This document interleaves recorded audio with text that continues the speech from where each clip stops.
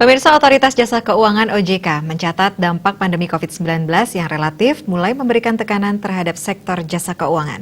Meskipun dari berbagai indikator dan profil risiko, kondisi stabilitas sistem keuangan sampai saat ini tetap terjaga dengan kinerja intermediasi yang positif. Kepala OJK Regional 8 Bali Nusa Tenggara, Elianus Pongsoda mengatakan, secara nasional kinerja intermediasi lembaga jasa keuangan April 2020 tumbuh sejalan dengan pelambatan ekonomi.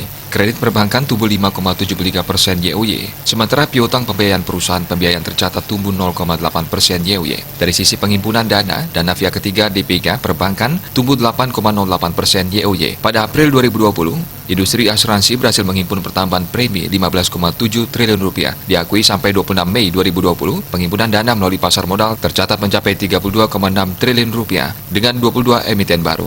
Sementara profil resiko lembaga jasa keuangan pada April 2020 masih terjaga pada level yang terkendali dengan rasio NPL gross tercatat 2,89%, NPL net bank umum konvensional BUK 1,09% dan rasio NPF 3,25%. Sementara itu likuiditas dan permodalan perbankan berada pada level yang memadai.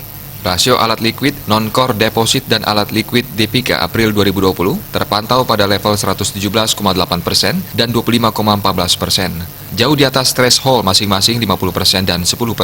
Permodalan lembaga jasa keuangan terjaga stabil pada level yang memadai. Capital Adequacy Ratio BUK tercatat 22,13 serta Risk Based Capital industri asuransi jiwa dan asuransi umum masing-masing 651% dan 309%, jauh di atas ambang batas ketentuan 120%.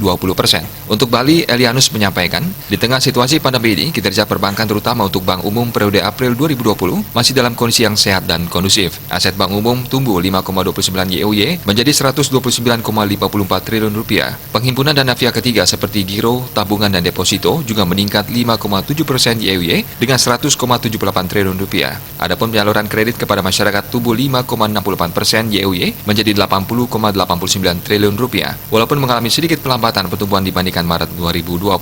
Loan to deposit ratio LDR Bali masih dalam batas wajar, yaitu 80,25%.